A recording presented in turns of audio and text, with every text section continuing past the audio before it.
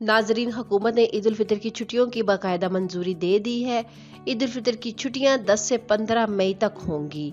वजारत दाखिला ने छुट्टियों का नोटिफिकेशन जारी कर दिया है। तफसीलात के मुताबिक वज़ीर आज़म इमरान खान की मंजूरी के बाद वजारत दाखिला ने ईद उल फितर की छुट्टियों का नोटिफिकेशन जारी कर दिया है।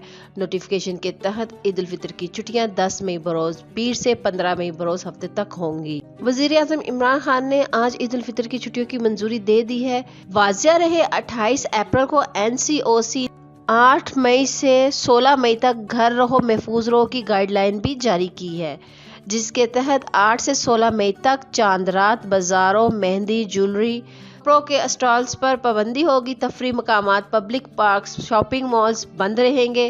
तफरी मकामात और इनके गिर्द मौजूद होटल भी बंद रहेंगे। निजी गाड़ियों, रिक्शों, टैक्सियों को 50% सवारियों के साथ इजाजत होगी। ट्रांसपोर्ट पर पाबंदी होगी। 7 मई तक अजाफी ट्रेनें चलाई जाएंगी। NCOC ने फैसला किया है कि ईद उल फितर पर ज्यादा छुट्टियां देने का भी फैसला किया गया है। ज्यादा छुट्टियां करने का मकसद लोगों को घरों में रखकर महफूज बनाना है।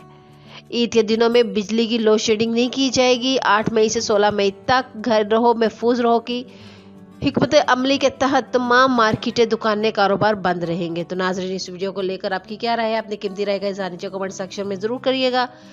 वीडियो को लाइक करने के साथ साथ हमारे चैनल को भी सब्सक्राइब कर दीजिएगा ताकि लेटेस्ट अपडेट सबसे पहले आप लोग तक पहुंच सके।